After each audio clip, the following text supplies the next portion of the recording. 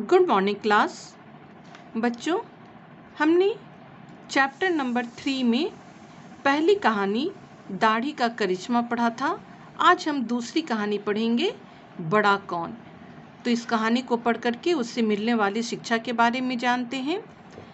आर्य समाज के संस्थापक स्वामी दयानंद बहुत विनोदी स्वभाव के थे। यहाँ आर्य समाज के संस्थापक यानी आर्य समाज की स्थापना करने वाले स्वामी दयानंद की बात की जा रही है कि वे बहुत ही मनोरंजन प्रिय व्यक्ति थे। कभी कभी तो उनका हास्य व्यंग्य बड़ा तीखा हुआ करता था। कहने का मतलब उनकी बातें इतनी अच्छी होती थी कि दूसरा दल जो है उनकी बातों को सुनकर काफ़ी तिलमिला जाता था। यानी कुछ ऐसी बातें होती हैं, कड़वी बातें होती हैं, जिस कड़वी बात को सुनकर सामने वाला जो है काफ़ी उस बातों से बेचैन हो जाता है, उसे कड़वी बातें अच्छी नहीं लगती हैं। एक बार वे किन्हीं पंडित जी से मिलने गए। एक बार की बात है कि स्वामी दयानंद जो है किसी पंडित से मिलने गए। पंडित जी बड़े अहंकारी थे, यानी बहुत ही घमंडी स्वभाव के व्यक्ति थे। वे अपने आप तो ऊंचे आसन पर चढ़कर बैठे और स्वामी दयानंद को अपमानित करने के लिए बैठने को नीचा आसन दिया। यहाँ पर आप चित्र में देख ही रहे हैं कि दयानंद सरस्वती जो है इस पंडित से मिलने गए। पंडित जी खुद तो ऊंचे आसन पर बैठे हैं और जैसे ही स्वामी दयानंद गए तो उन्होंने इस पंडित ने, मतलब जो पंडित से मिलने गए थे, ये पंडित ने इन्हें बैठने के लिए नीचा आसन दिया, यानी अपने से नीचा आसन दिया। वे स्वामी दयानंद जी का एक तरह से अपमान करना चाहते थे। उन्हें यह दिखाना चाहते थे कि अगर इस संसार में कोई बड़ा है, अगर किसी के पास बुद्धि है तो वह सिर्फ मेरे पास है। स्वामी जी उस आसन पर बैठ गए, पर पंडित जी की चालाकी उनसे छिपी ना रही। स्वामी दयानंद सरस्वती तो थे ही बहुत ही महान व्यक्ति। उन्हें यह बात जरा भी समझते देर नहीं लगा कि यह अहंकारी व्यक्ति हमें नीचा दिखाने के लिए इस प्रकार का काम कर रहा है, यानी वह मुझे नीचा आसन दे रहा है। पास ही नीम के पेड़ की ऊंची डाल पर बैठा हुआ एक कौवा कांव कांव कर रहा था। अचानक स्वामी जी की नज़र एक पेड़ पर गई जिस पर एक कौवा बैठा हुआ था। नीम के पेड़ पर एक कौवा बैठा हुआ था और वह कांव कांव कर रहा था। स्वामी दयानंद ने एक बार उस नीम के पेड़ पर दृष्टि डाली, फिर पंडित जी से बोले, पंडित जी, हम दोनों में से कौन बड़ा है? उस कौवे को देखकर अचानक उनके दिमाग में एक बात सूझी और उन्होंने पंडित जी से सवाल किया कि पंडित जी, आप में और मुझ में कौन बड़ा है? पंडित जी ने उत्तर दिया, यह भी कोई पूछने की बात है?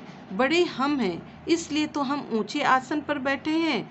तो पंडित जी ने तुरंत उसका जवाब देते हुए यह क्या कहा कि यह भी कोई पूछने की बात है? यह तो देखने से ही पता चल रहा है कि मैं बड़ा हूँ, क्योंकि मैं ऊंचे आसन पर बैठा हूँ और आप जो हैं मुझसे नीचे आसन पर बैठे हुए हैं। स्वामी जी ने तुरंत उत्तर दिया, नहीं पंडित जी, हम दोनों से बड़ा हुआ कौवा है। देखो वह कितने ऊंचे आसन पर बैठा है। आपके कहने के अनुसार ऊंचे आसन पर बैठने वाला ही तो बड़ा होता है ना।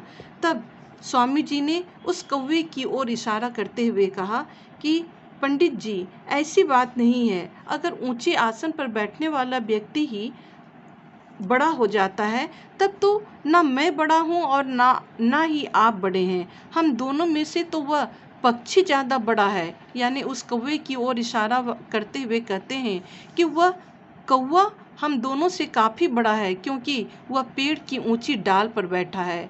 कहने का मतलब वह तो हमसे भी ऊंची आसन पर बैठा हुआ है।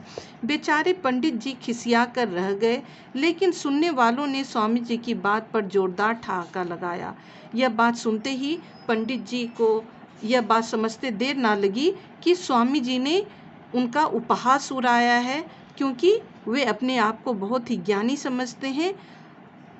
तो यह बात सुनकर के पंडित जी काफ़ी गुस्सा हो गए, लेकिन आसपास के खड़े लोगों ने स्वामी जी का समर्थन किया और उन्होंने जोरदार ठहाका लगाया। कहने का मतलब उन्होंने पंडित जी का उपहास किया। तो इस कहानी से हमें क्या शिक्षा मिलती है? इस कहानी से हमें यही शिक्षा मिलती है कि हमें कभी भी अहंकार नहीं करना चाहिए और दूसरे व्यक्ति को अपने आप से छोटा नहीं समझना चाहिए। कभी भी किसी का अपमान नहीं करना चाहिए। हर इंसान के पास बुद्धि होती है, लेकिन हमें हमेशा यह ध्यान रखना चाहिए कि हमें अहंकार के कारण दूसरे आदमी को नीचा नहीं दिखाना चाहिए। दूसरी कहानी है फांसी से पहले मजाक। इस कहानी को भी हम पढ़ते हैं और इससे मिलने वाली शिक्षा को देखते हैं। स्वाधीनता प्राप्ति से पहले की बात है, यानी यह कहानी जो है आज़ादी के पहले की बात है। मुजफ्फरपुर जेल की एक एकांत कोठरी में एक नवयुवक बंद था। उसे एक दिन बाद फांसी लगनी थी। यहाँ मुजफ्फरपुर जेल की एकांत कोठरी यानी मुजफ्फरपुर जेल की बात हो रही है। यहाँ ये आज़ादी के पहले की बात है कि एक कोठरी में, जेल की एक कोठरी में एक नवयुवक यानी एक जवान लड़का जो था वह बंद था। उसे एक दिन बाद फांसी लगनी थी और वह सजा के तौर पर बंद था उस जेल में, और उसे ठीक एक दिन के बाद फांसी लगनी थी, यानी उसे फांसी की सजा सुनाई गई थी। अंग्रेज जेलर घूमता हुआ जब उस कोठी के सामने से गुजरा तो उसे उस नवयुवक कैदी पर दया आई, पर कानून के सामने वह विवश था। तो अंग्रेज जेलर जो था वहाँ पर जो ड्यूटी पर था, उसे जब वह ड्यूटी करने के दौरान इधर उधर घूम रहा था, तो जब भी वह उस जेल के पास से गुजरता था, उस कोठरी के पास से गुजरता था, तो वह बार बार यही सोचकर विवश हो रहा था, लाचार था कि कल इस युवक को फांसी लग जाएगी, किंतु वह कुछ कर नहीं सकता था क्योंकि उसके ऊपर भी काफ़ी बड़े अफसर थे। वह उस व्यक्ति को, उस नवयुवक को देखकर काफ़ी परेशान हो रहा था कि इसकी ज़िंदगी तो केवल आज भर है और कल इससे फांसी लग जाएगी। फिर भी जेलर ने 2 पके हुए आम एक लिफाफे में से निकालकर उस कोठरी के सरियेदार फाटक में रख दिए और कहा, घबराओ मत बेटे, ये आम खाओ, बहुत मीठे हैं। वह युवक चुपचाप अपनी जगह पर बैठा रहा। जेलर उसे आम खाने की बात एक फिर कहकर चला गया। तो वह जेलर, हमने देखा कि काफ़ी उदास था। वह यह सोच रहा था कि उसे तो अब दूसरे दिन फांसी लगनी ही है, लेकिन फिर भी उसने बहुत हिम्मत से काम लिया और उसने 2 पके हुए आम एक लिफाफे में बंद करके, हालांकि जेलर को यह ऐसा नहीं कर सकता है, किसी भी कैदी को अपनी इच्छा से वह कुछ भी दे नहीं सकता है, लेकिन उसे काफ़ी उस पर दया आ रही थी, तो उसने ऐसा काम किया कि एक लिफाफे में 2 पके हुए आम को डाला और उसे, आप पिक्चर में देख सकते हैं कि इस प्रकार से फाटक के ग्रिल के अंदर उस आम को उसने रख दिया और बोला कि घबराओ मत बेटा, और उसे सांत्वना भी दे रहा है कि तुम घबराओ मत, ये आम खाओ, ये बहुत ही मीठे आम हैं। वह युवक चुपचाप अपनी जगह पर बैठा रहा और वह युवक जो है चुपचाप अपनी जगह पर बैठा हुआ है। जेलर उसे आम खाने की बात कहकर फिर वहाँ से चला गया और जेलर जो है आम देकर वहाँ से उसे चला गया। जेलर शाम को फिर उस कोठरी के सामने से गुजरा तो उसके आश्चर्य का ठिकाना न रहा। फाटक के सरियों के बीच आम ज्यों के त्यों रखे हुए थे। अब जेलर जब शाम को फिर घूमते हुए वहाँ पर पहुँचा, उस कोठरी के पास पहुँचा, तो उसने देखा कि आम ज्यों का त्यों रखा हुआ है।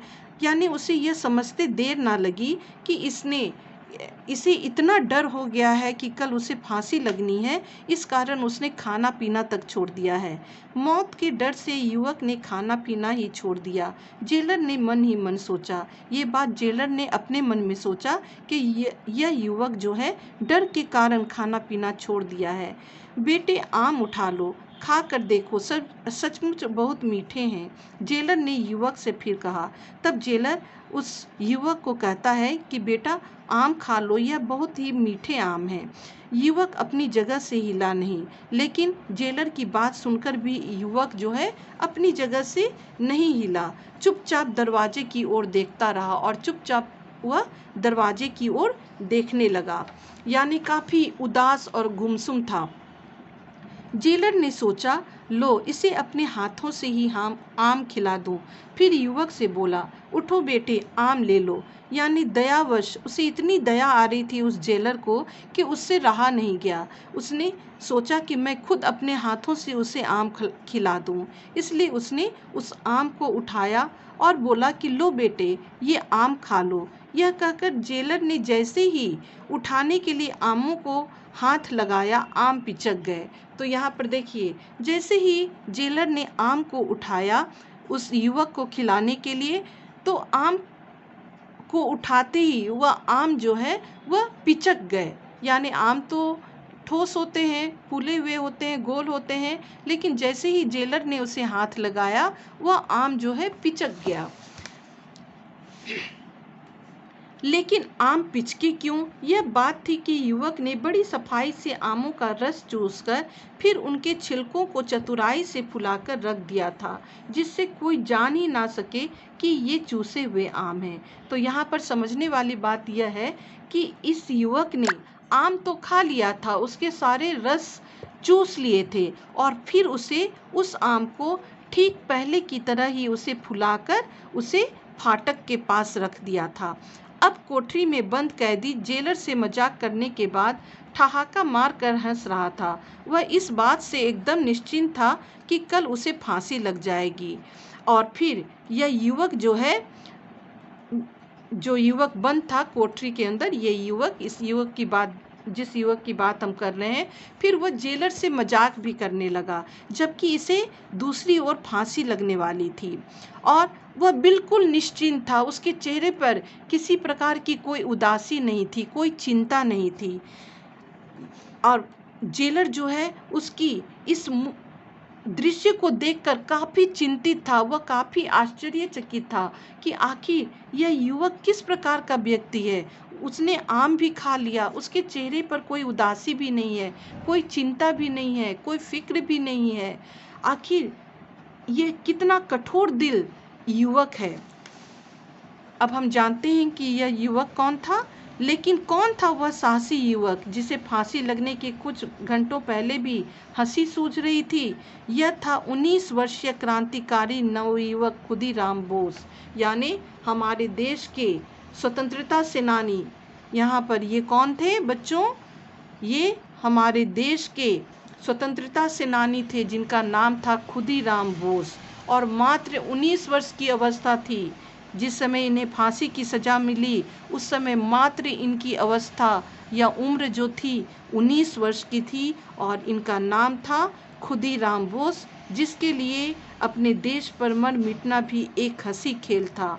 और वे फांसी लगने के 2-4 घंटे पहले तक भी हंसते खेलते रहे, यानी हंसी हंसी वे फांसी के फंदे पर झूल गए, लेकिन अंग्रेजों के सामने इन्होंने अपना सर नहीं झुकाया।